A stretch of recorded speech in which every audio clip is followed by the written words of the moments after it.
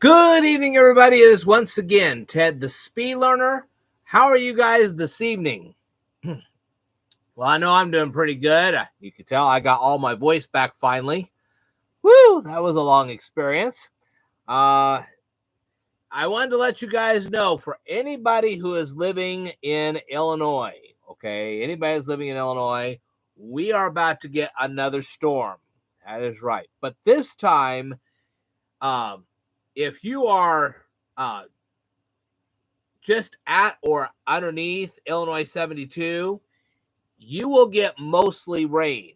Anything above Illinois 72, and you could get a lot of snow. This thing, some of those people way up north, they get almost a foot of snow. That is not a joke.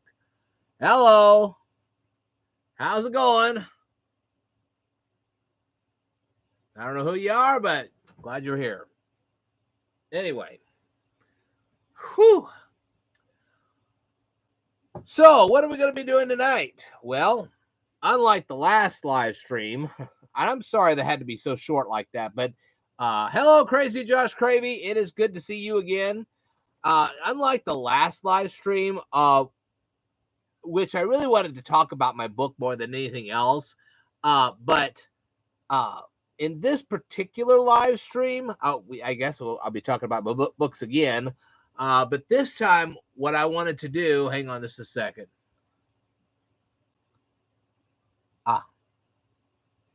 Okay. All right. Well, I got a message from Crazy Josh Cravey. He said that he may or may not be able to engage for lengthy periods of time. That's perfectly okay. I understand. I get it. I mean, that's the working life. I'm not kidding you. That is absolutely the working life. But in this particular one, I'm going to do some reviews. You saw those reviews on my Facebook fan page. Anybody that looked at my Facebook fan page knew that I had these reviews. So this is not unexpected. I'm going to do them. The other thing is I am going to review the movie Home Alone 2 as well. And if you'll recall from the last live stream, remember when I showed you this? I'm actually going to do a video to explain this to people. And I'm going to label the video upside down. And there is a reason for this. Trust me, there is a reason. All right. And I think that'll be the first thing I'd like to do tonight, if you guys don't mind, which I know you don't. I'm going to do this first. Then we're going to do some music reviews. Then we're going to talk about Home Alone 2. And finally, at the end of the video, I'm going to go ahead and talk about my Kindle books again. In every one of my videos from now on, because people are not aware that I have Kindle books, much less looking them up or whatever, I'm going to make a little notation in every video that they should be looking this stuff up, because they just don't know. And if they don't know, they're not going to check them out. If they don't check them out, well, there you go. So that is something I am going to do from now on. Hopefully we can get some attention to the Kindle books so they'll actually read them. And good grief. Let me explain that for a second. I got 2 cats now. I actually have 2 of them, and they like trying to get into my room. And that's why I've had to seal the room up, because they like to get in and they like to cause a lot of trouble. And I'm like, okay, no, while I'm doing a live stream, you're not going to cause trouble, so you can stay out there. So anyway, I don't think they're in here. Nope, they're not. Anyway, they're trying to get in, and that's what this is all about. So if you hear some noises, that's because they're on the other side of that door, and they're trying to get in. Get it? Okay. So, will I continue my review of Danica McKellar's Math Doesn't Suck? Not in this particular video, but I will try to do that very soon. My ratings have gone up. I would like to take a couple of moments to discuss that because Survival on a Budget Made Easy had decided to discuss that with me, and I wanted to go ahead and tell you guys what the problem has actually been, okay? The problem is not getting 4,000 watch time hours on a YouTube channel. I was able to pull that off a long time ago. So that is not the problem. The problem is getting 4,000 hours of watch time within a 12-month period. And they judge this by 365 days, okay? That's where the problem is. Let's say on February 15th of last year, I acquired 4 hours of watch time. Well, in that case, on today, I would have to not only acquire 4 hours of watch time, but I would have to get more than 4 hours of watch time so that I could not only make up for what I already had from last year, but then to gain extra to get the total, because I'm like at 24. I don't know what the number is. Let me check it out here on my smartphone. I got my smartphone. And no, I am smarter than this phone, I assure you. Hang on, I'm going to turn that down. It's been a nice day today. I got to tell you how nice it was today. It was probably close to 40 today. Yeah, I'm not kidding you. And yes, we had that over foot of snow. Finally, it's starting to melt off, and I was so thrilled about that. But anyway, this is the problem I run into with acquiring the 4,000 hours watch time. It's not acquiring 4,000 hours. It's acquiring 4,000 hours in a 12-month period, okay? Currently, let me pull this up just so you understand what the real problem is. That's not it. We need to do that. Okay. Because I got more than enough subscribers to pull this off, okay? But the real problem is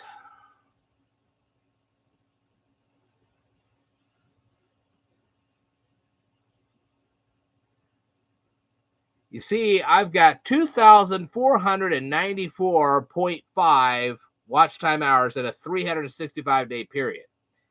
I have to have 4,000 in that period. That's the problem. And that's what I'm running into. A lot of people, so you say, well, where is this problem coming from? Well, it's coming from a couple of different directions, all right? The first one is that people are not watching my entire presentations. That's a problem, okay? And why is watch time so important to YouTube? It used to be views, but why is the watch time so important to YouTube? Because they want people, once they get on this platform, to stay on this platform. Get it? See? And the longer they stay, the better it is for YouTube. Why is this such a problem? Because of TikTok. You remember old TikTok? Yeah. It's becoming a problem for YouTube because people are watching more TikTok than they are YouTube. Get it? Now you're seeing the real problem. That's why they want us to increase our watch time so that people will stay on the YouTube platform and not watch TikTok. Yeah. And they're willing to compensate us for that if we can pull it off. Get it? There you go. And that's the real problem. Okay? Now, the other problem is this. I know this is like, you would think people would get this, but they don't. And I wanted to explain this to you. You remember how I've always told you that there'd be cards on the top of some of my videos, and also at the end of my videos, I have little cards there too. You can't imagine how many people do not know about the cards on the top of the video. Now, I know they probably do in California, but that's hippie California. We're talking about right here in Illinois. You think that they would know all that? Wrong. I can't tell you, I passed out almost 500 flyers in the last few years through the city of Decatur, Illinois. 500. Okay. You would think every single person would know about me in Decatur. Nope. See what I mean? That's a problem. But in the same manner that now everybody knows about me, they also don't know about these cards. So I rely on channels like you guys, Crazy Josh Cravey, Survival on a Budget Made Easy, to let people know that there are actual cards on the top of the screen, or that there are actual cards at the end of videos. So they really should watch all the way to the end. Now, I do understand why some people don't want to watch the end of some of these videos. I get it, okay? This is what some people do with their videos, and it draws up a lot of watch time when they do this. And you got to watch this because this happens on a lot of people's videos. It doesn't happen with mine, but it does happen with a lot of people's videos. Let's say I create a video on a particular topic. Fine, great, dandy.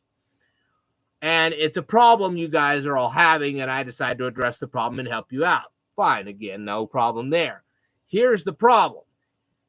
Some of these people will create a video and say, hey, if you're having a problem with so-and-so and so-and-so thing, we're going to help you with it.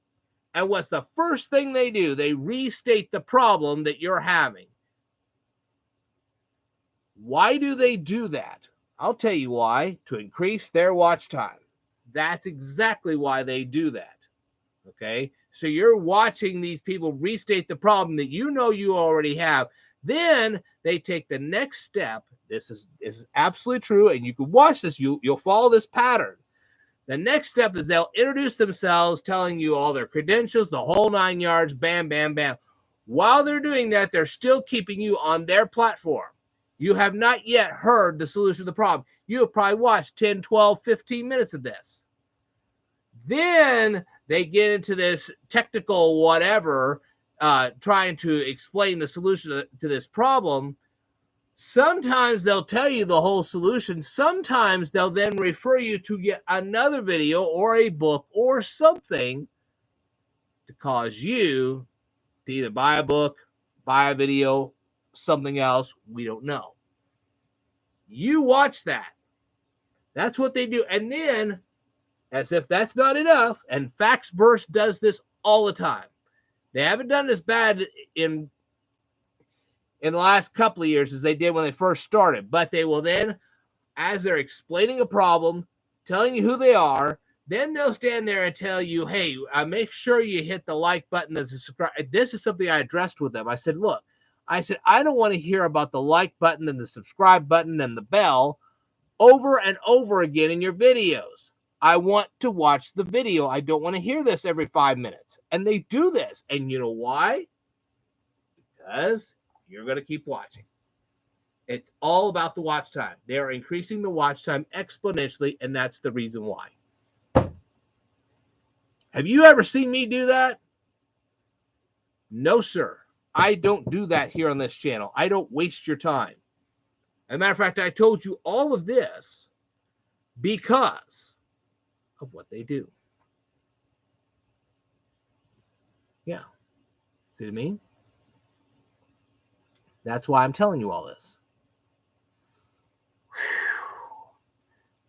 Yeah, if you are to start watching a video like that where they will restate your problem, and then on the second thing that they'll tell you who they are and all this other stuff, and they go this like and subscribe and yada yada yada yada yada, switch the video off and teach them a lesson. Say, I'm not putting up with this.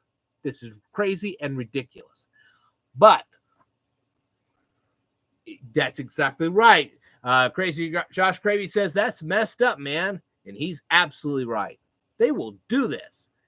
And so many people, until you explain it to them as to what they're really trying to do, they'll never pick up on it. They are so sloshed mentally that they don't pick up on it. I do. And that's why I have this YouTube channel, to tell you guys what these people are doing. And now you know.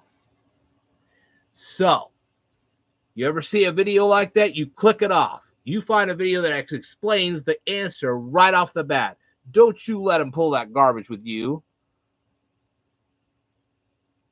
If nothing else, and you really want the solution that they're offering, ignore most of the video, look up their name, find out what book they're wanting you to buy, and buy the book anyway, and read through the book all the way through as a speed reader. Do that instead. Don't watch their video, because that's just wasting your time. And the last thing I want to do is waste your time. I don't do that kind of stuff. That's why I made a video entitled the subscribe button and the bell notification, the difference between the two. just so you wouldn't have to watch that every time I do a video. You can watch that video if you want. If you want to truly understand the subscribe button and the bell notification, you can watch that video and it'll explain it thoroughly for you. Yeah. So, if you don't like doing that and wasting your time, don't watch those videos. Or if you want to, you can actually move past all their stupidity and then get towards the end of the video where they really explain the solution, if they explain the solution at all. And I'll tell you what you could do to expose them for who they are is you could watch their video, take notes on their video, and then get on the air and you critique their video. That gets you watch time. And I might just start doing that. I may watch some of their videos and then make notes and say, you're taking too long, and respond back to them and make them watch you. How about that for an idea? I think I could do several response videos like that. That would be fun. I just might start doing that. Make them watch me. Make them waste their time watching me. How about that? I think that's a good idea. Let me know what you think down here in the comments below, which you should know how to do that. But anyway, so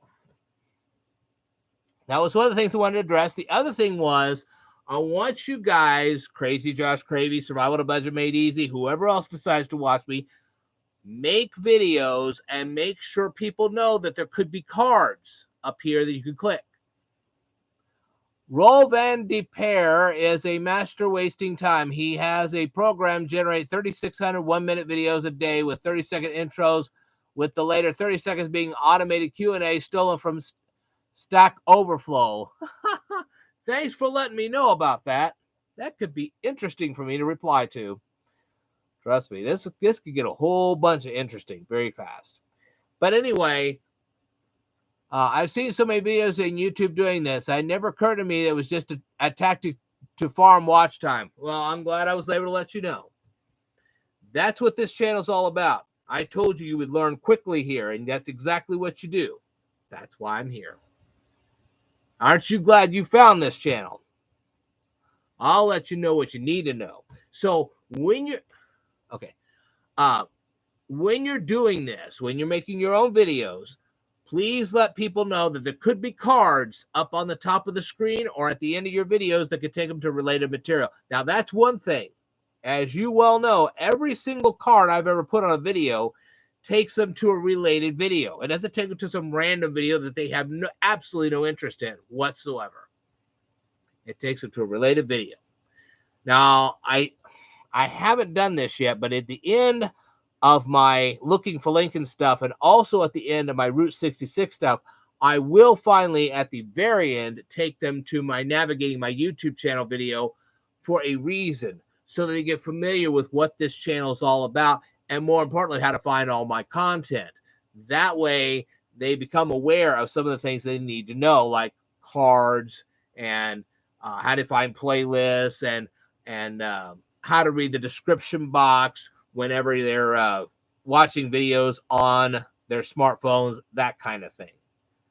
That's important. Now, this also becomes important not only with my Danica McKellar's Math Doesn't Suck books, but it also becomes important with the smartphone ones. And this is what I wanted to respond to tonight. And I do want to do a few responses before I get into the meat and potatoes of this particular.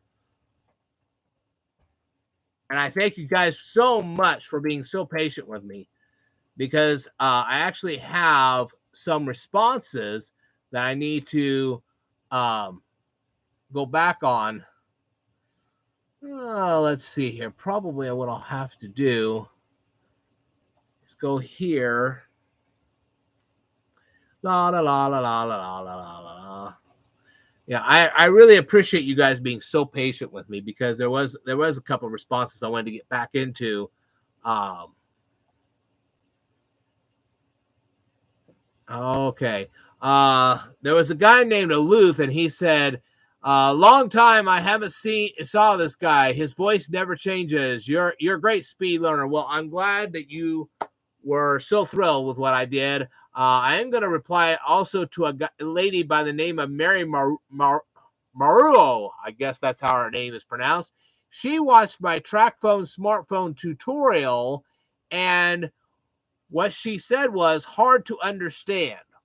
Okay, and I'm going to take a look at my TrackPhone smartphone tutorial and see if I put something in the description box. I should have put that in there by now.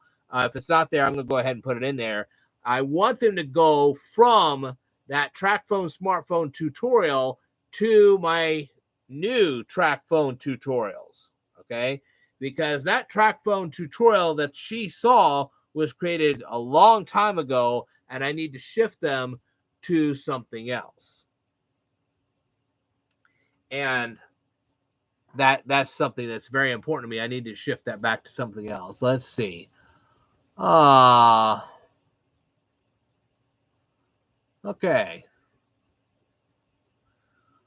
Some guy named CP had written to me, and he thanked me for that flowchart connector video I put up there. He said that I have no whatever policy, and he also liked the fact that my username checked out, which is okay. And then there's this Omar Khan, and he said, "Dude, there are more years than views. Like, what is going on? I'm crying for you." And that was because of some random storm footage. That random storm footage video, I wasn't even really good. I really had not planned to post it. I really hadn't. But the thing is, I just had to go ahead. What the heck? I just throw it up there to see if anybody would bother to watch it. So that's what that one was all about. And so, as you can plainly see, that was the reason why I posted this, because, I thought, well, okay, I'll just post it, see if anybody would be bothered to watch it. And I'm glad that guy did, but I was like, it was just kind of a random thing. I thought, well, just post it and see if anybody will watch. Apparently he did. I do have to change the title of it right now because it has, okay. When I did this a long time ago, when I first started doing YouTube videos, as you well know, I didn't do it in a resolution that was as high as it is today. And so the RM in those titles stands for real media, and it was the lowest resolution I could get because my internet was much slower back at that time, not to mention the fact that the processing time on my computer was a lot slower than it is today. I mean, I can process a video today, no problem, and back then, no. And then there's a guy named Yufa Supo, and he says, "Professor makes it more difficult." Makes what more difficult? This video that he watched was sales with a high rate of return. Okay, and then a Susan Cook wrote me and said, "Who cares?" Okay, she had watched my TrackPhone smartphone tutorial. What Susan Cook doesn't realize is that there are a lot of people out there who do not know how to run a smartphone. Yeah, they go buy the latest model of these smartphones and they don't know how to use them. Why buy the smartphone if you don't know how to use it? There you go. So that's why I did that one. All right. I'm not going to read that one. That's way too long, and not to mention the fact that it has nothing to do with anything. So, 27 Nova Saya Aziz, whatever her name is, she wanted to thank me for the flowchart off-page connector video, and I apparently saved her homework. And then there was a Tejas, whatever his name is, I can't even pronounce it. He gave me a thanks. And then Tyler Joshi wrote me this. He said, most people here are learning how to use smartphones. I'm just making sure you can use Wi-Fi so I can buy 5 of them and use them for a full body tracking using my VR and Slime whatever on PC. Okay.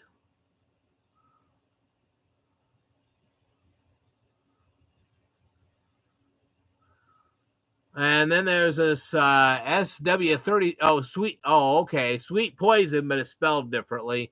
And it says, how do you put a picture to your keyboard? I don't know. And then Shimon Brown said, no, not the computer keyboard.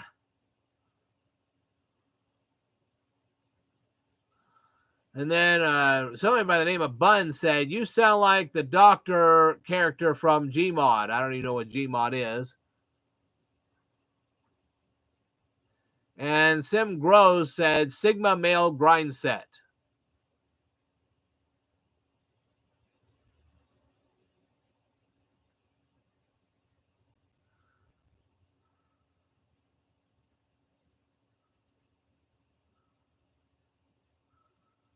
And then, oh, and Dorper, okay, Dorper System had asked me if I had seen his response video. Yes, actually, I have. I'm glad you're here. I will be making a response to you. You, for the most part, you were correct. The one thing I would like to do in my response video to you is to explain to people, because I'm not kidding you, I met a teenager once that did not know how an on and off light switch worked.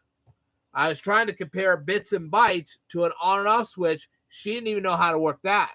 And I was like, wait a minute, what? Really? they don't have the concept of something called absence of value, which is something from Euclidean geometry. So you have to explain that to them, and you have to explain either when electricity is turned on in your computer, either there's electricity on a particular circuit board or there isn't. That's the only way. There is no maybe there's electricity, maybe there's not.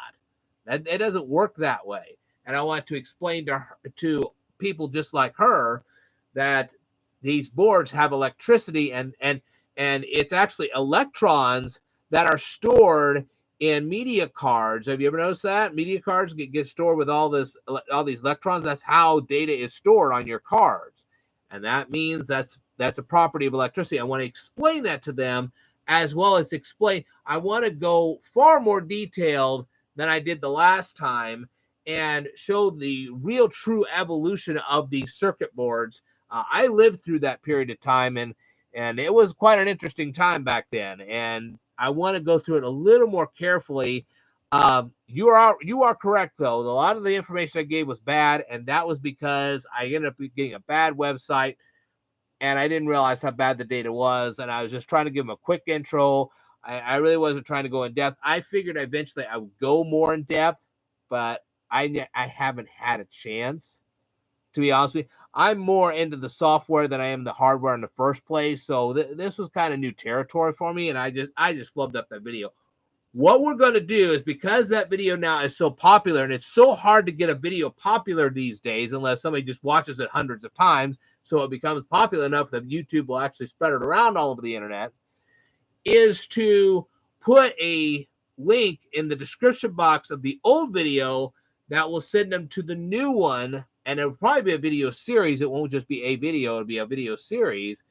And then they can watch that. Because after a while, with people so short of attention spans, and you know what I'm talking about. If you've ever watched some of these people, they watch a ton of TikTok, they have very short attention spans. And if you don't get the point right away, forget it.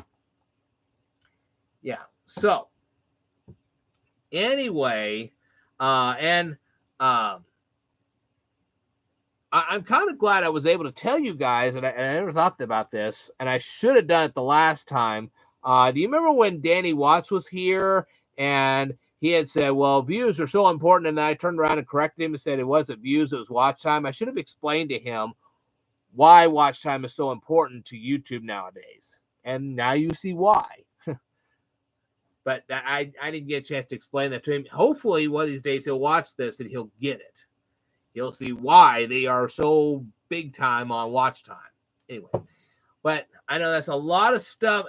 And I'll tell you, as an older person like myself, I've got a ton of information in my head. And when something pops in my head and I need to get it to you guys, I will tell you right away. I know that may interrupt the flow of the video a little bit, but the information is valuable and you need to know it. And that's why, his name just, as I was having this last discussion here for the last few minutes, his name suddenly popped up, and I thought, you know what? I should have told Danny Watts that information a long time ago, and I just never have. And for that, I apologize to Danny Watts. There was one video he asked me to be more observant. He was absolutely right. And eventually, if I can find that video, I'll correct it. Anyway, wow, that was a lot of information already. We haven't even gotten started with the good meat and the potato stuff yet. I will also tell you how not to treat somebody on Twitter tonight. I think you saw that on my fan page because I already explained that one too. And believe me, you do not want to treat people like I got treated. That's not very nice. But anyway, I'm going to get a drink of water here, turn on my camera, and we're going to begin.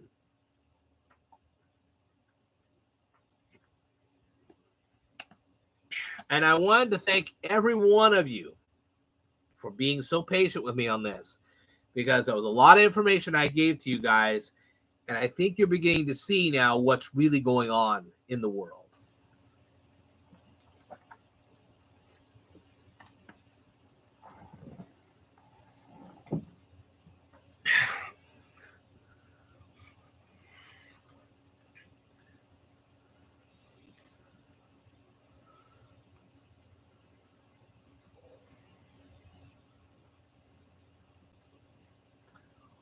Okay. Let's turn this around just like that. Put this over here so it doesn't get bumped. All right.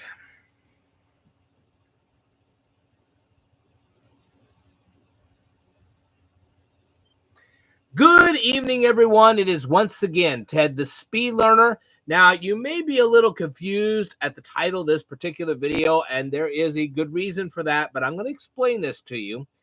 I'm sure by now you guys are used to those modern day credit card readers.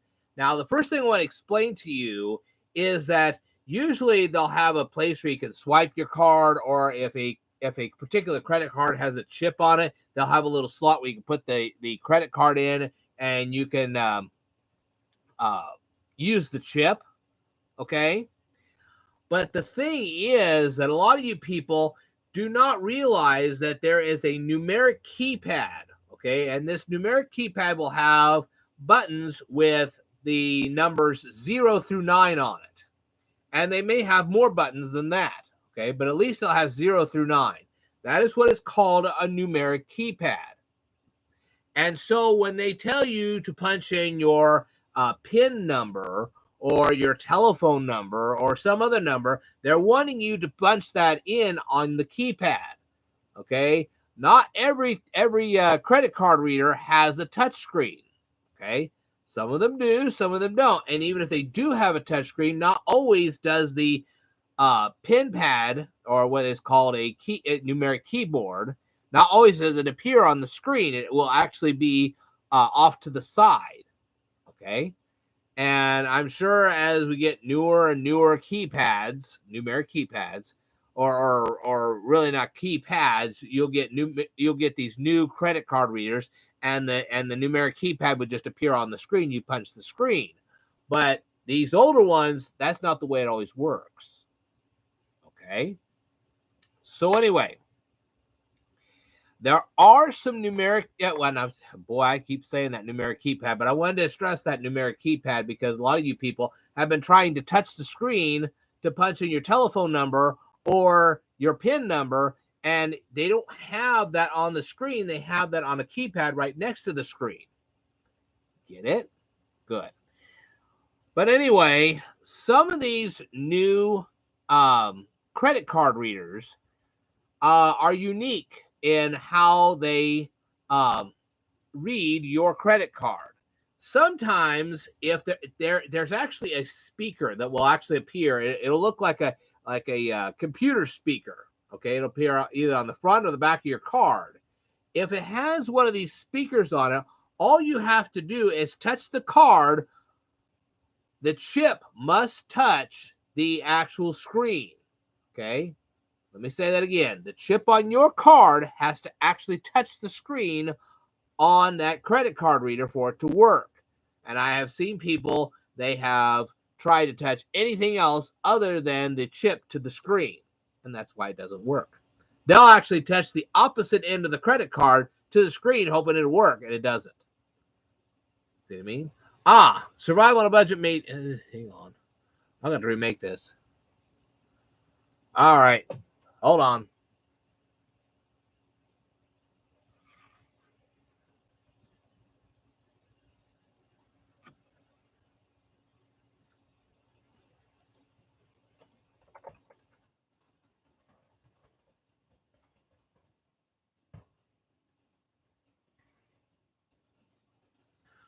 Okay. Let's do this one more time. I did get a notification from Survival on a Budget Made Easy, and he said he will not be able to join us tonight. That's fine. I understand. Things happen, and I am thrilled that he wrote me and let me know, and we look forward to him watching the live stream later on. Always remember that if you can't join me live, you can actually leave comments down below. And I'm sorry I had to repeat that, but because of crazy Survival on a Budget Made Easy, I decided to go ahead and repeat that one more time. But do leave comments in the comment section below. I do read them. So, matter of fact,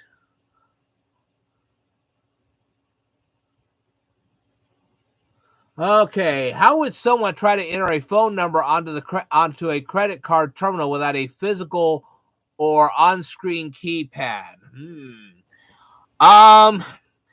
I have seen Apple Pay. I don't know if there's something with Apple Pay, or I know there's like a Google Pay or something like that. I don't know what the whole thing is. Perhaps it's something you'd be able to touch on your phone. I don't know. You might want to check on that, see what that kind of a deal would be like. It may be something where they send you a barcode and you could scan, or I don't know. I just don't know. That's a good question. Thank you for asking, and I thank you for staying tuned, and hopefully you heard what I was trying to tell you about your response video. I will get to it at some point. Hopefully, and this, I know I'm interrupting again, dang it, but I got a lot of information in my head. I just really, it's been stored up for so long. Once I get my partnership back, I'd like to do a whole video series to respond back to you instead of just one video, because I don't think people will watch that long. I really don't.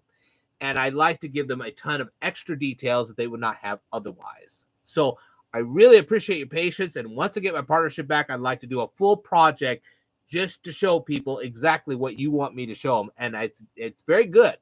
It's a very good thing for them to learn. It's a very good thing for me to teach. And I appreciate everything you did for me. So I will get to replying to you, hopefully when my partnership gets back. So the more you guys watch, the more likely I'll do it. And that's something I'll be talking about in Kindle Books too, and I'll get to that later. So anyway, we're going to redo this video because I screwed up. Well, actually, I didn't really screw up, but Survival on a Budget Made Easy wrote me, and I wanted to tell you guys why he won't be here. Anyway.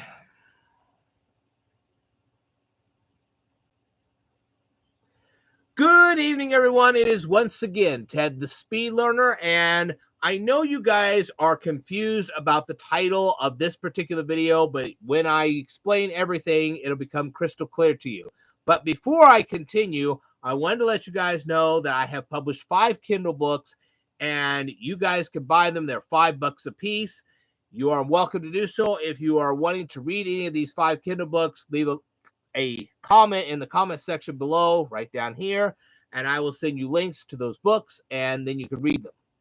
All right, so what is the title of this video all about? Well, it's about credit card readers.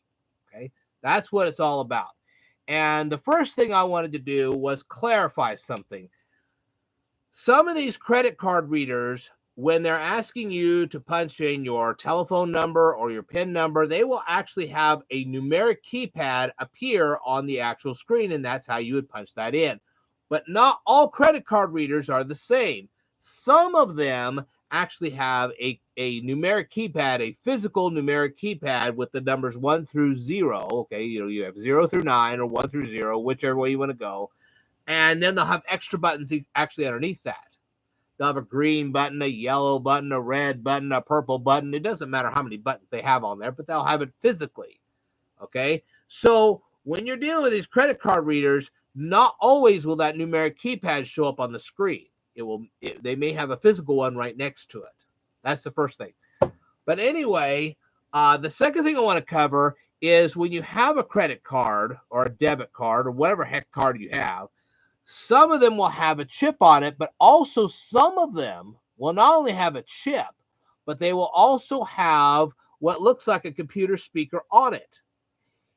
If they have a computer speaker on it, what you can do is you could hold the card up to the screen, but you got to make sure that the chip on the credit card or the debit card, either one, is held up to the screen, because if you try to hold up the other end and you try to wave it around or whatever, it's not going to read it.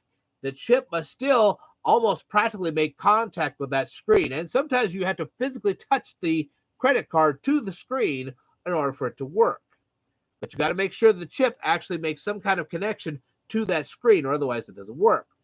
Now, let's say you don't have a speaker on your credit card. I wanted to illustrate this to you because it's very, very important.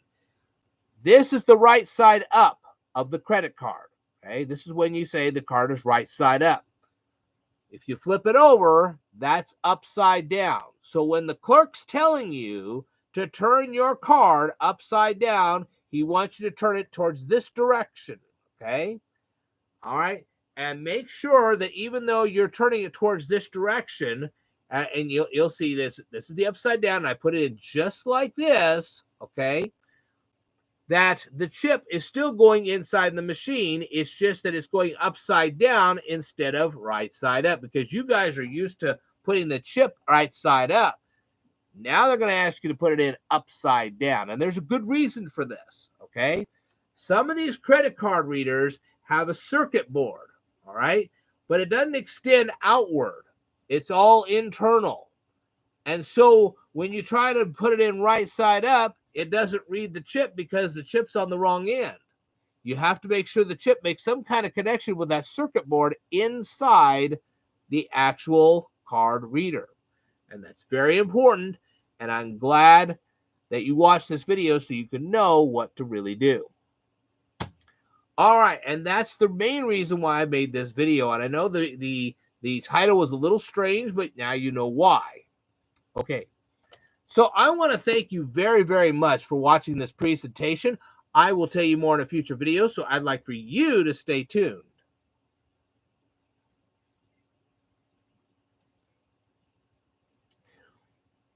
What did you think about this?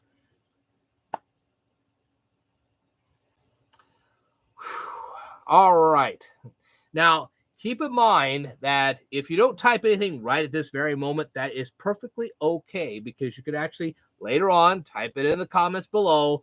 And then, do I use a script? Sometimes yes, sometimes no. It depends on the topic. If it's a rather lengthy topic, yes, I will use a script. If I have to do a lot of research for a topic, yes, I will do a script. If not, I'll probably just wing it. So it just depends. It also depends on how tired I get. Anyway, that is one thing. About 9:30 or so, I'm going to have to cut this off because I have to go to work tomorrow. And that is one of the things that's been frustrating me, because I want to do more work for you people, but I've been working 37 hours a week. And I think you saw that on my last live stream. It's like, I want to do more for you people, but I just don't have the time. And that's a problem. And I'm hoping this particular live stream will help me out with that. So, anyway, let's go into, let's see. We're going to go to my fan page. All right, now. Okay, before I continue, how many of you people went to my Speed Learner fan page and saw that post about the PEG system? Leave that in the comments too. I want to know, because it's very important to me. It really is. All right, so let's go down here. I don't want to do... Huh? Oh, for Pete's sake.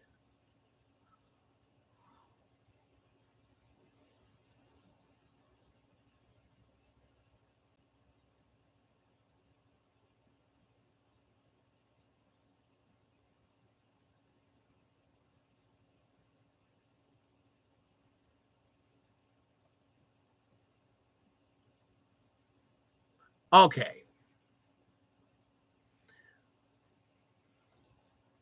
Sorry, I had to find the material that I was going to cover today.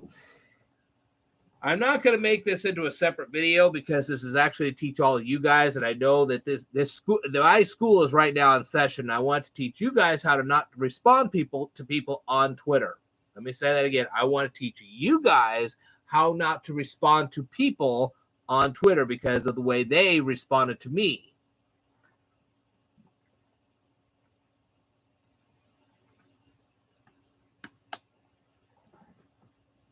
Okay, here we go. Now, as many of you are well aware, YouTube doesn't necessarily share your videos in the way you want them shared. They say that they share your videos with thousands of people, but they never state which people receive those notifications. So they may be sharing your people with they may be sharing your videos with people who either can't speak your language or that may not even have any interest in your videos at all. And I have seen this lately, and I want to discuss this real quick since I've got her up. Have you been watching the YouTube commercials lately? Yeah, you should pay more attention to what commercials show up. Some of the bigger YouTubers have utilized their AdSense and they pay to have YouTube play their video as a commercial to you. That's right. Yeah. So if they have a video that's not very popular, what they do is they pay YouTube, and YouTube pretends that what you're receiving is a commercial, but in actuality, it's one of their YouTube videos that's not really popular, and that's how they're gaining watch time. Another neat little trick, huh? I mean, if I had enough money, I'd probably do it myself, but I would be very particular about that. I would probably do the looking for Lincoln signs, or I might do a parade or something like that. That might gain a lot of people's interest, but the videos that they've been presenting to me that are actually from their channel, it's not a 30, 45-second commercial. It's an actual video from somebody else's channel to try to get you to watch their channel. Don't you love that one? Yeah, some of these videos are like an hour and a half. You could be sitting there watching an hour and a half presentation if you allowed it. You could skip the quote ad, which really isn't an ad, but it's their video. So now you're giving them watch time. Neat little trick, huh? You could do that, or you just click the skip ads and you get out of that. After about 5 seconds, a lot of times I just click the skip ads and say, hey, I'm not interested. But anyway, I wanted to cover that. What all of this means is that it's really up to you, the content creator, to share your videos with people you think would be interested in them. Now, I've heard YouTube say, well, don't share the videos outside of YouTube because we'll dock you for it. You know what? If you're not getting any help from YouTube anyway, advertise it yourself. Don't worry about them. If they're going to dock you, fine. We'll just get an audience of our own, and we don't need them. That's the way it is. Like, I'm not gonna wait 50 million years for my YouTube videos to become popular. I'm gonna get an audience myself, and I would need their help. Anyway, and that's the one thing I've been doing frequently. After all, sharing a Christmas video is rather easy to do. I mean, you can find a lot of people that they'll have the hashtag Christmas in July, or they'll have the hashtag Christmas, or whatever. And when you do, all you have to do is say, hey, you've been watching this particular Christmas, or you've been discussing Christmas or whatever, and here's my presentation. I'd like for you to see it. And boom, there you go. That's real easy to do, especially on Twitter. But not everyone has watched the movie Bill and Ted. Yeah, I don't know. Have any of you guys watched the movie Bill and Ted's Excellent Adventure? I would like to review all three of those movies, and eventually I will, but I just don't have the time right now. And even if you find a person who has watched the movie, you may discover that they don't like the movie. Well, you're obviously not going to tell people about your movie review if they don't like Bill and Ted. I mean, that would be kind of pointless saying, hey, look, I did a review on Bill and Ted's Excellent Adventure, when they're saying, hey, I hate the movie. They probably won't listen to you. You almost need people on Twitter to bring up the topic of Bill and Ted and say something in the positive ways, like, I like this movie, I'm glad I watched it, so on and so forth. Then you can say, hey, look, I tell you what, I'm glad you like it. I have a review. I'd like for you to watch that as well. I mean, you shared your opinion. I read yours. Now I'd like for you to see mine. Type of thing. Okay? Over Christmas time this year, I thought I had found a person who not only watched Bill and Ted's Excellent Adventure, but also liked the movie. That's what they indicated in their tweet. After all, this person on Twitter posted a photo of the movie on Twitter and added a caption, Hamlet, Bill and Ted's Excellent Adventure. I thought I would start a conversation with this person by sharing my movie review. I couldn't have been more mistaken. Look at the tweet this person sent to me. Oh, goody, a random man gave a review I never blank asked for on a movie I've seen over 1,200 times. Now, here's the first part of the problem with that particular comment. 1,200 times? Really? You've watched a movie 1,200 times? I don't think so. Even I've not watched Bill and Ted that many times. You don't have enough time in the day to do that.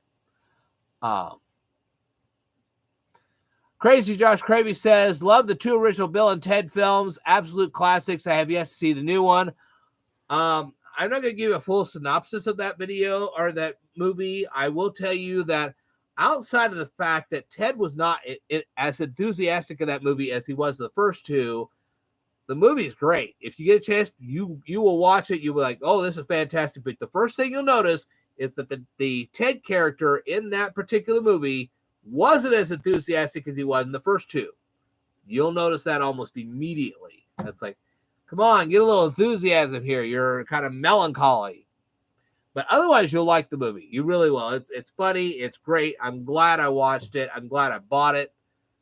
I'm thrilled. But like I said, be prepared for a little disappointment because Ted's not as enthusiastic as he was in the first 2. He really isn't. Like, where did you get to be so boring and dull? Really? You need to improve that.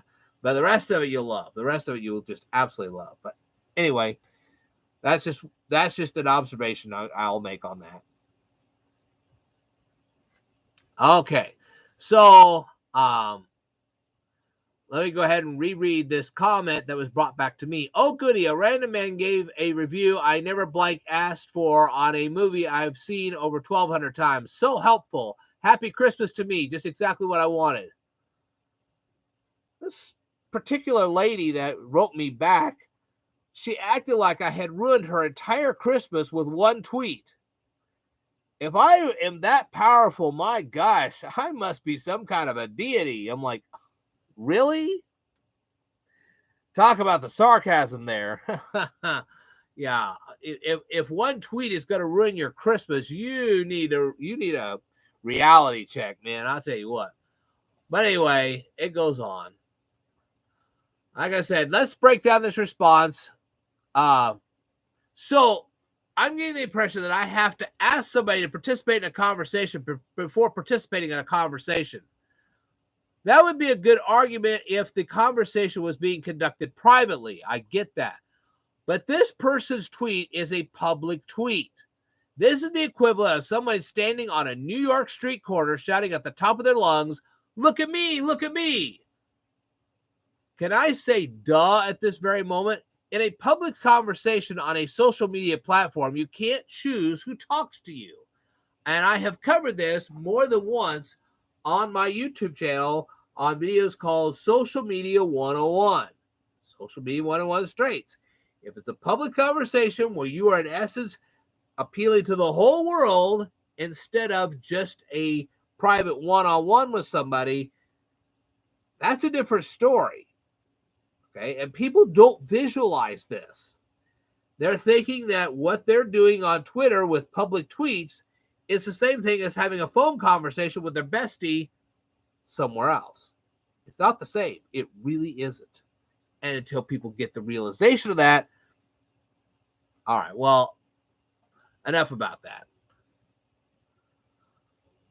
I receive all kinds of random responses to my posts, but I never attempt to choose who can talk to me. Here's the way I handle those kind of situations. If I see somebody reply to me and they have something relevant for me to read or say or whatever, I'll either read their tweet, or if they give me a video, I'll watch their video, whatever it is. I have no problem with that. That's cool with me. Hey. But if it's something that I'm not interested in, I'll just ignore it. Just ignore it. The person probably won't write you back. I rarely write people back unless they comment to me first. It's like a fishing rod. You throw the reel out, and if you catch a fish, great. If you don't, you move on to the next lake or the next pond or whatever. So, all right. So how did I respond to this? Well, I said, if you don't want people to reply to you, just make the account private, which you can make Twitter accounts private. Or besides, strangers are friends that we someday may meet, according to the author Edgar Guest. I don't know whether you've ever heard of Edgar Guest or not, but now you have. You've learned something new already. So apparently he said these words in a poem called Faith. So if you want to look up Edgar Guest and the poem called Faith, please do so. You'll really enjoy it. Anyway, let's go on here. And so what did this person say to me?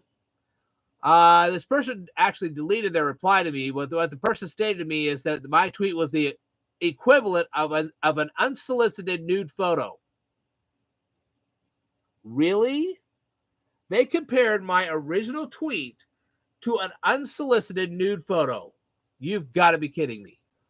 That is not only disgusting, but it's also very ignorant in the line of a reply. So I wrote back and I said, is this how you treat complete strangers? I guess you don't want to increase your Tumblr audience, because this person apparently ran a Tumblr. And I hope you never find yourself in a situation where you're required to raise money. You probably won't raise very much money. If you're that nasty to people right off the bat, you think you're going to raise money later on? If you have a fundraiser, you think people are going to donate to you? They're going to find out what kind of a nasty person you are. They're going to walk away. And let me tell you something. You can find yourself in a situation.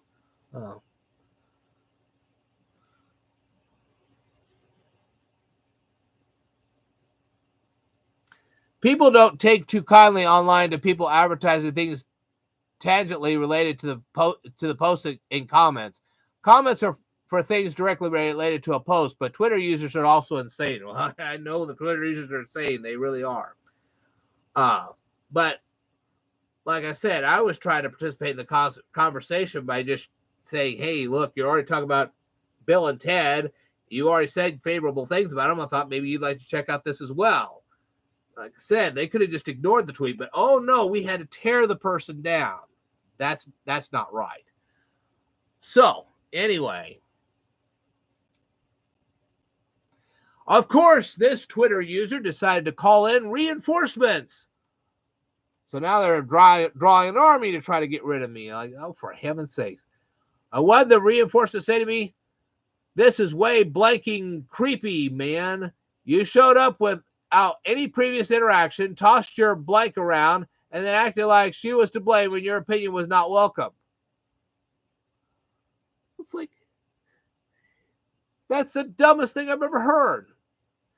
Take the hint, drop the blank you're pulling, and go away. What the blank is your problem? Like,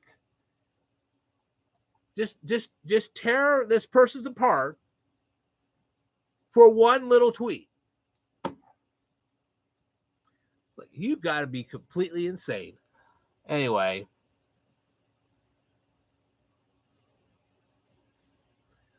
Now, this is a public persona I was talking to, not some private individual. This is a person that runs a Tumblr, has hundreds of followers, whole 9 yards.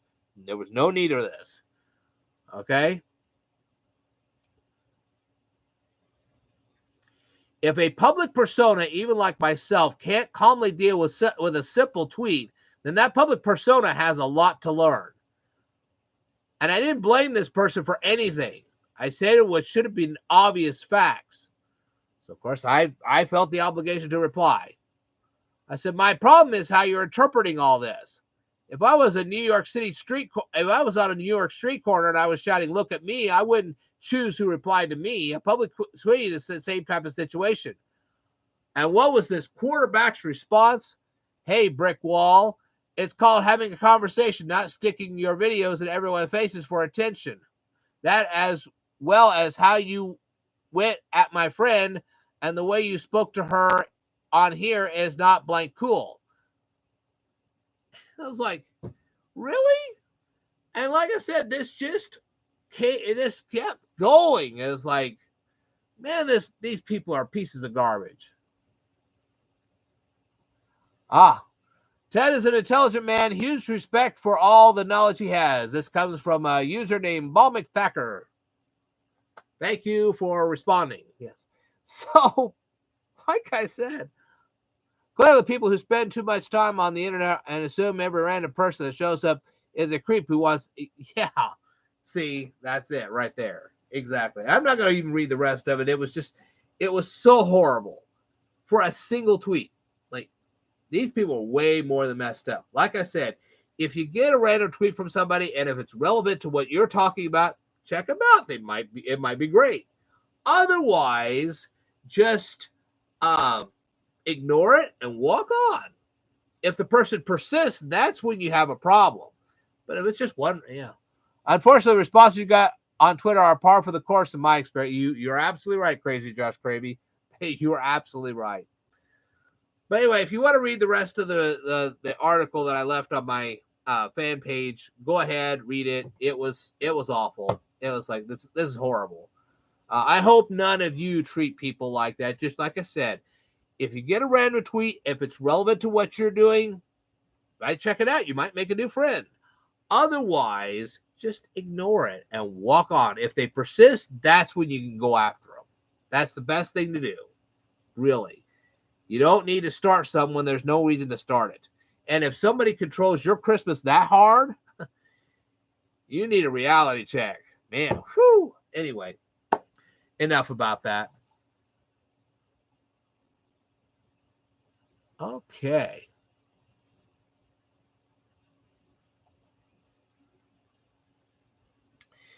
Now then, the next thing I'm going to do, I know my voice keeps cracking like this. It's awful. But anyway, the next thing I'm going to do is I'm going to review. I know I did a review on some of the songs that were on the ABBA Voyage album, but I have never done a review on the rest of the album. And I'm going to go ahead and do that. And then after that, I'm going to review some very specific songs. And there's a specific reason why I'm going to review those specific songs. And here's the reason. A lot of times during what I call retail Christmas, I get very, very busy and I can't make videos. So I'm hoping to make the videos now and then advertise them later on through my fan page, whatever.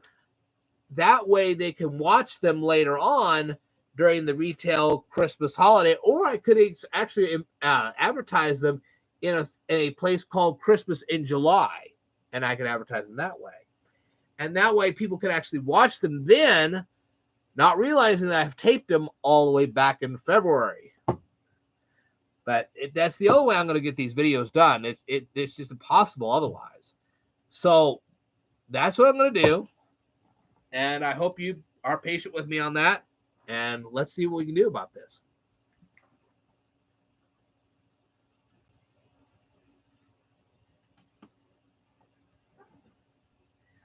So outside of the time that it's taken me to do all these videos, why did I wait so long to review ABBA Voyage? Did you guys see all the videos that popped up that were reviewing the ABBA Voyage album? Well, you can see that I would have just been drowned out if I'd have popped up something earlier. Now that all that's calmed down, maybe they'll watch my review. See what I mean? So, let's go on with this. La la la la la la. All right, let's turn my camera on again.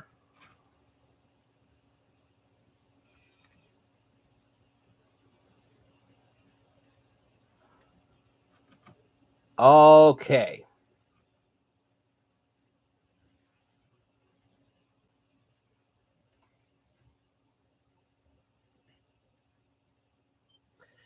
This video response is going to go out to the rock band ABBA, and that's because this is going to be a full-scale review of your latest album called Voyage.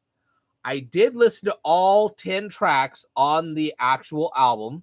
I have actually reviewed a couple of them previously in another video, and I'm going to put a hyperlink to that particular review right down here in the comments below. But before I begin this particular review, I wanted to let you guys know, in case you're watching this and you're not ABBA, that I actually have 5 Kindle books on my on Amazon Kindle right now, and you can actually buy them. If you're interested, just ask me and I'll send you links to them, and you can actually go ahead and check them out. They're $5 a piece. Go check them out. You'll love them. Anyway, on with the review. So, last year I promised to review the songs on the ABBA Voyage album. In a previous video, I reviewed the songs Don't Shut Me Down and Just a Notion. Now I'm going to review the rest of the album. Before I begin, I wanted to state a few things. As I've said in earlier videos, I hold all music I listen to a standard, okay? So I have an actual standard on music, all right? This standard was set by the Bee Gees when they released their Saturday Night Fever album, and that is because on the album charts, when Saturday Night Fever was first released, it stayed on the album charts in the #1 position for 26 consecutive weeks. So I think they know how to do music. I really do. Now, that's a very, very high standard. I have to say that. And I also have to say that I hold all music that I listen to a second standard. And that standard was set originally by the rock band ABBA almost 40 years ago. Again, that's a very high bar. So criticizing the songs on this album will not be easy. It'll be very, very tough, to be honest with you. Despite what you hear throughout this video, I haven't changed my thoughts about the ABBA band. They are still the high bar and always will be. I will start with the positives about this album and its songs.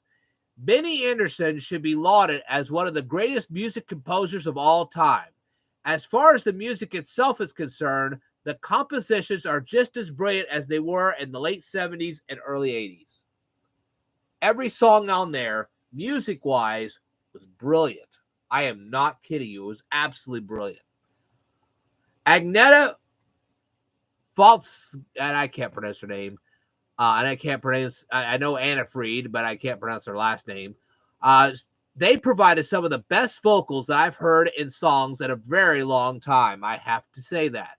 I look forward to hearing more of their vocals in the near future. And I will be the first to admit that I agree with their decision not to start an international tour at this time in their lives. Now, I hope ABBA does a commercial like this. I would love to see it. Really, this would be cool. Could you imagine these 4 people wearing their costumes the way that they did back in the prime of their careers at this age? Does anyone think that they could perform the same dance moves that they did years ago? I don't think so. I bet just climbing the steps to any stage they would have performed on would have been a real challenge. They would have been winded before they ever climbed the last step. I can tell you that. And they need to show this. Just show it on a commercial. It'd be wonderful. They would have a hilarious time. I'm surprised they were able to stay. I was surprised they were able to stay awake long enough as they did when they recorded their new songs. I'm like, I mean, when you get to be that age, staying awake is not an easy task. I could tell you that. I could have easily imagined them taking. Can you imagine if Benny was sitting at his piano playing and just suddenly fell asleep? That'd be funny. They could do this. If they wanted to make a hilarious commercial about this, they could actually do this, and it'd be so hilarious. People would love it. That would be a big promo for them. I would love to see them do this. Okay? All right. So I'm not disappointed that they decided not to conduct an international tour. I don't know. They could have even boarded the plane, much less actually getting on that stage. So before I say anything negative, I will state that the song Bumblebee is a great new nursery rhyme for young children.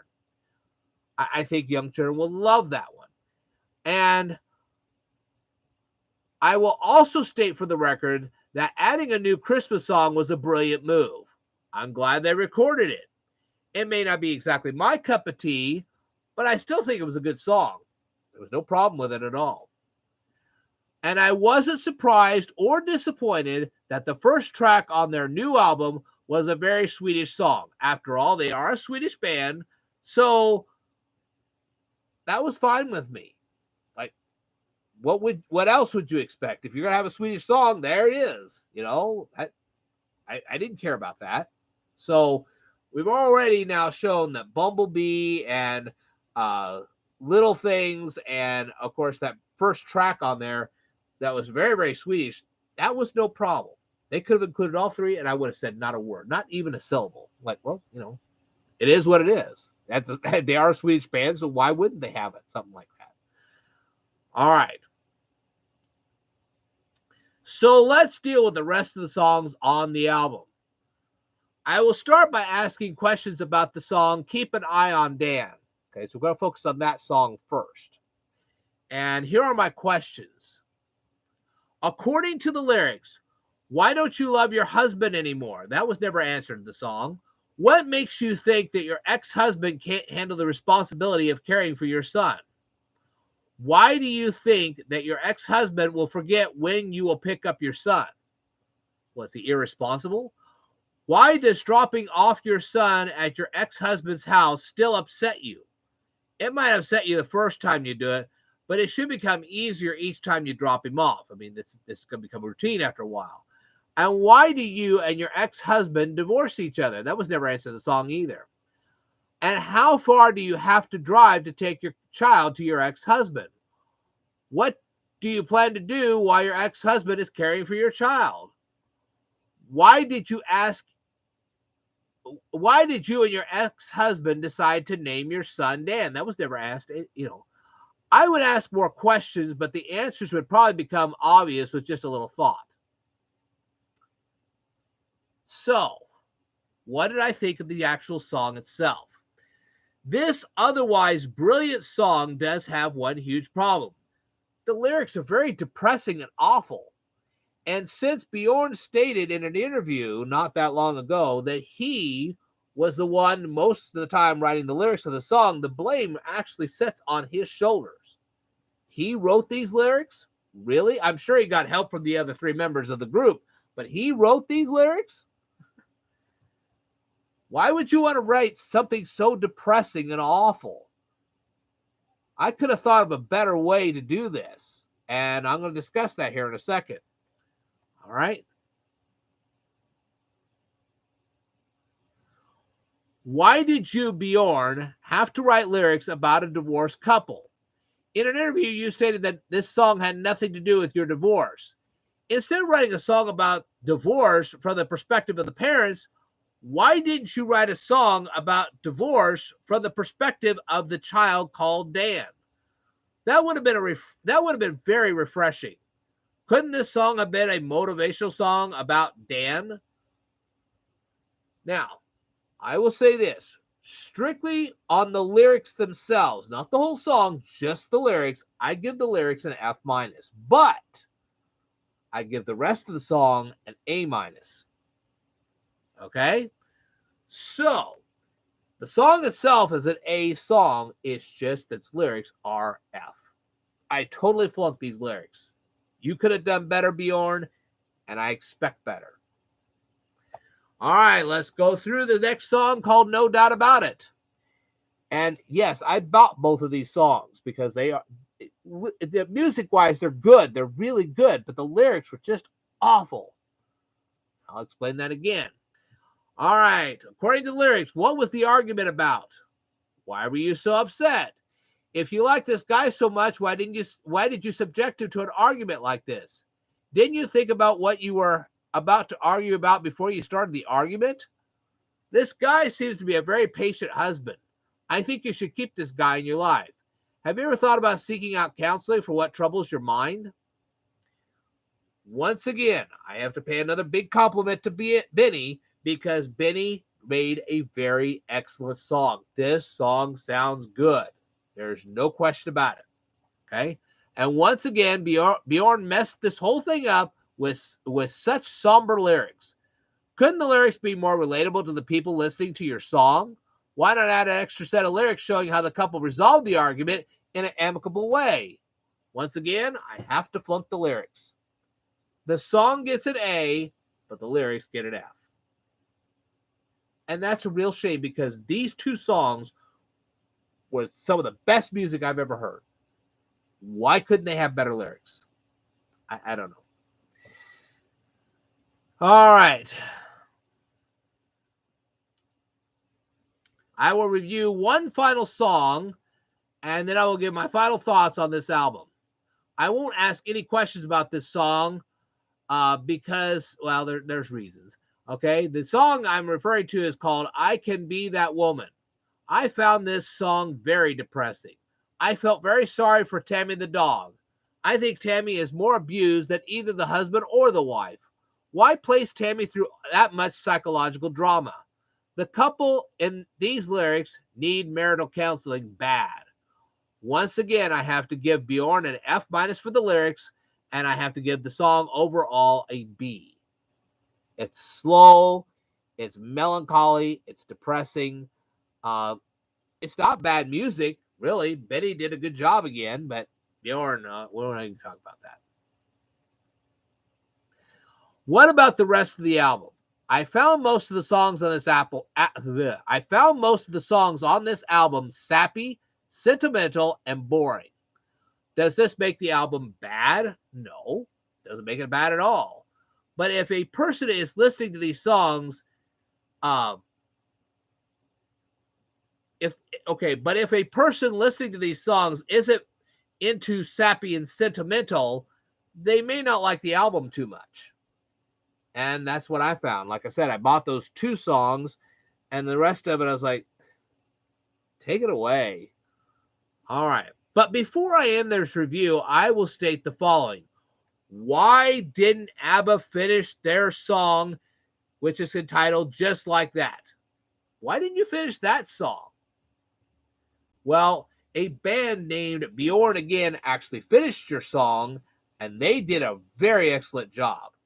And from what clips I've heard of what you tried to do with that song, I would have to say Bjorn Unlimited, Bjorn Unlimited, Bjorn Again, that band did a better job than any of your clips. Why don't you fix that song? It needs to be more up-tempo. Really does. Okay? It's Bjorn Again and not Bjorn Unlimited. I got this wrong on my fan page, so I'll fix that. I wish ABBA would join forces with Bjorn Again and improve the song that they finally finished. And yes, I will discuss the lyrics of this song because I think the song is brilliant, and I think it needs to be added to their Voyage album.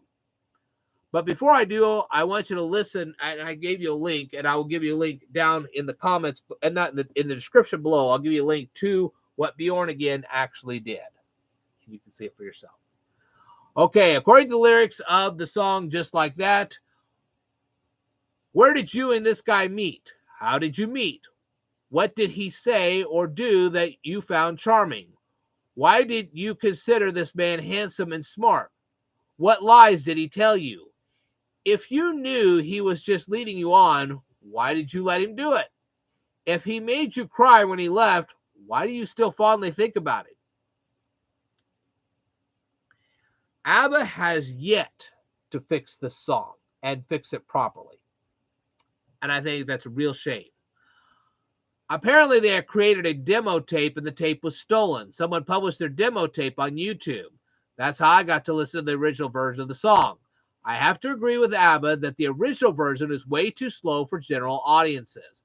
But Bjorn Again created a very brilliant version of this song. But even their version could be improved with the proper placement of violins. I encourage ABBA to contact Bjorn Again and create a masterpiece from this song. I know that this collaboration will work. I hope they take my advice. All right. I want to thank you for watching this presentation.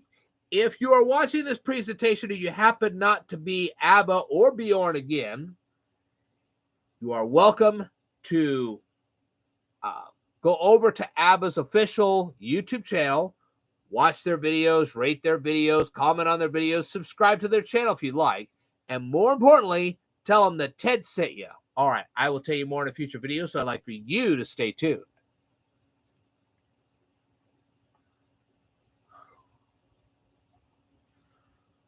Whew. What'd you think about that? Pretty good, huh? All right, so let's go on here.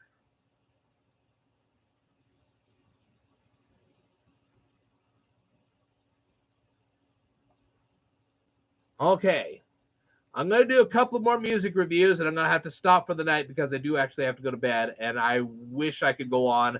We'll have to do the review of Home Alone 2 in another video. I'm sorry I've run out of time, but anyway, let's go through these other music reviews, and then we'll go ahead and stop this for tonight. This video response is going to go out to Richard Carpenter, and that's because a long time ago, you and your sister Karen produced a song entitled Merry Christmas, Darling. I've heard this song so many times over the years, and I actually got to watch what they did when they made an actual music video out of a Christmas show. I don't remember what Christmas show it was, but you were on it. You did Merry Christmas, Darling. I got to actually see it. All right. And I've heard the song hundreds of times, and I have a few questions about the song. And since, Richard, you're still alive, maybe you can answer them, because I have a feeling you created a lot of these lyrics. How many greeting cards did the person in the song send? How many presents did the person in the song buy? Why are these two people, the person in the song and this person's husband, why are they apart on Christmas? Okay, now, why does the person in this song want her husband to see the lights on the tree? And if you wanted the person to see the lights on the tree, why didn't this person just grab a Polaroid or a Kodak and take a picture of the lights and put them in an envelope and mail it to their husband? And did the lady in this particular song have to chop the wood to place the wood in the fireplace? This is a terrific song because it's filled with lots of this is a terrific song because it's not filled with lots of fake happiness. It's sincere, it's warm, it's inviting. I used to listen to this song as a child, and I still listen to it from time to time. I give Karen and Richard Carpenter an A+ for their efforts. All right. I want to thank you very much for watching this particular presentation. If you happen not to be Richard Carpenter and you're watching this video right now, feel free to go over to Karen and Richard Carpenter's YouTube channel, watch their videos, rate their videos, comment on their videos, subscribe to their channel if you'd like, and more importantly, tell them that the Speed Learner sent you. All right, I will tell you more in a future video, so I'd like for you to stay tuned.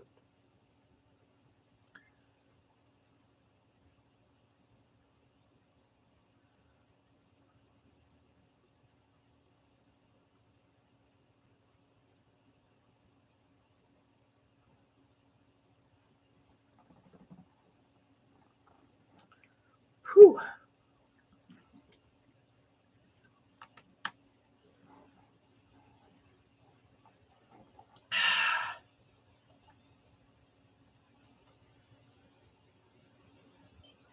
This video, oh boy, that was terrible.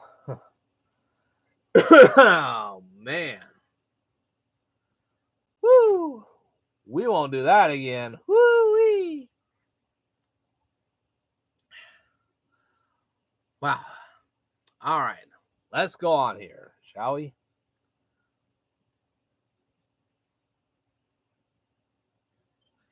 This video response is going to go out to a band called A Craze, and that's because you uploaded a music video entitled Do It To It. I watched your music video and I decided to ask you a couple of questions about your video.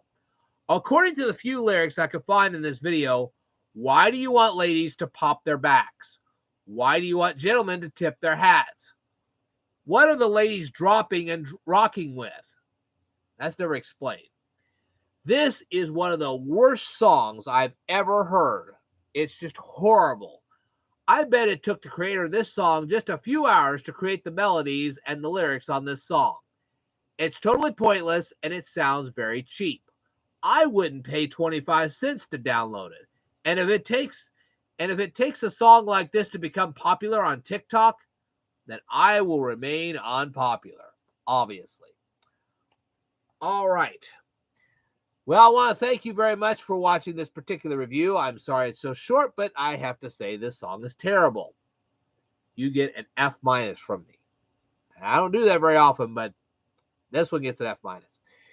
Anyway, if you guys are fans of the band A Craze, go over to their YouTube channel, watch their videos, rate their videos, comment on their videos, subscribe to their channel if you like.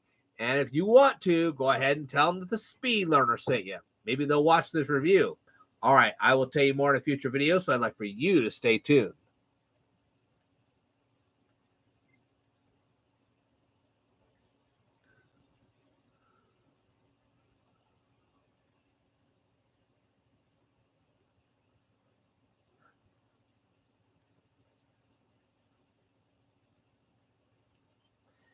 This video response is going to go out to Barry Manilow, and that's because you uploaded a music video entitled It's Just Another New Year's Eve.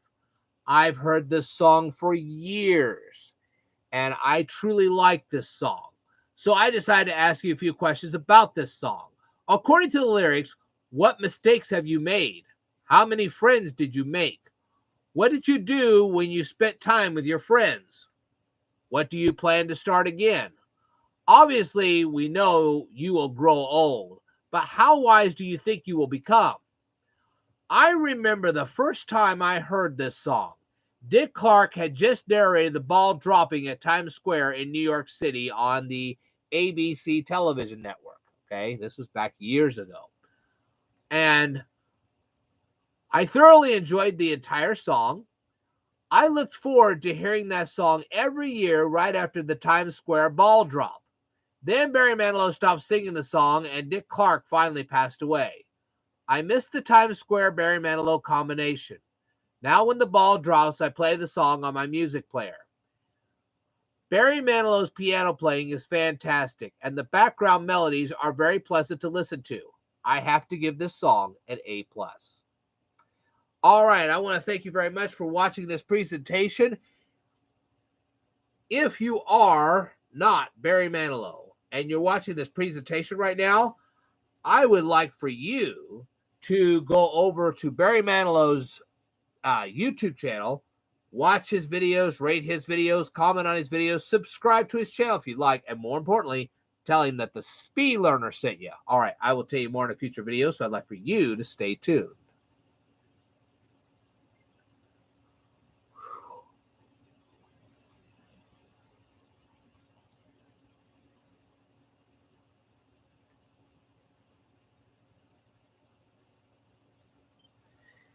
This video response is going to go out to the rock band ABBA, and that's because you uploaded a music video entitled Happy New Year. I watched your music video, and I decided to ask you a few questions about your song. All right, but before I do, I wanted to let everybody know, in case you're not ABBA, that, and you're watching this video right now, that I have actually published Kindle Books, and if you want to check out those Kindle Books, let me know in the comments down below, and I will send you links to them, and you can check those out. In the meantime, let's go back to the song. According to the lyrics, why are you feeling lost? Why does the morning seem so gray? What do you plan to do to convince your neighbors to become your friends? What do you hope for? How does the brave new world thrive? Why do you think man is a fool? Why are his feet dragging? Why doesn't this man know that he's going astray? Why did you allow your dreams to die? And what do you hope to find at the end of 1989? The lyrics of the song are very pleasant to listen to, and they are very haunting. I only wish people wouldn't remove the reference to 1989 when they tried to do the remakes. It was important for the song when it was created, and it's still important to the song now. The acapella of this song is also fantastic. I don't know many performers today who could achieve such great acapella. I have to give this song an A+. All right, I want to thank you very much for watching this presentation. And if you happen not to be ABBA and you're watching this video right now, feel free to go over to ABBA's YouTube channel, watch their videos, rate their videos, comment on their videos, subscribe to their channel if you'd like, and more importantly, tell them that the Speed Learner sent you. All right, I will tell you more in a future video, so I'd like for you to stay tuned.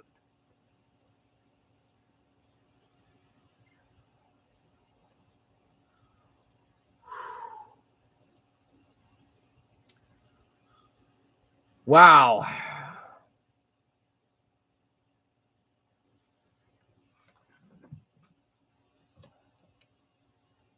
So what did you guys think of my live stream? If you don't reply now, you are more than welcome to reply in the comments below. I will be talking about my Kindle book the next time I do this. I want to thank you guys for watching this entire presentation. And I got a thumbs up from Survival on a Budget Made Easy. That was a lot of stuff I covered tonight. And I hope you enjoyed all of it. I really do.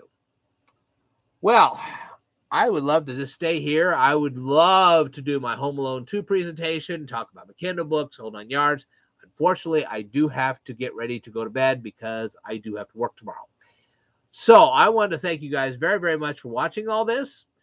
And if you have any comments, whatever, please send them down here in the comments below. I will respond, obviously. And it's been great to do this. If I get time this weekend, I'm supposed to be off. I'll try to do a live stream, maybe finish up the stuff I wanted to finish up tonight, and maybe present some new stuff. All right. I'm tired, folks. I really am. I wanted to remind everybody that if you are living in Illinois, and this could go out to you, Survival on a Budget Made Easy, even though you're not in Illinois, you're not so far away. Do watch the weather. This will be mostly a rain event, but we could get some snow on this as well. But definitely watch out for the rain. It's going to be a flooding rain this time. So, there you go. All right. I want to thank you guys very, very much for tuning in. I will tell you more in a future video, so I'd like for you to stay tuned.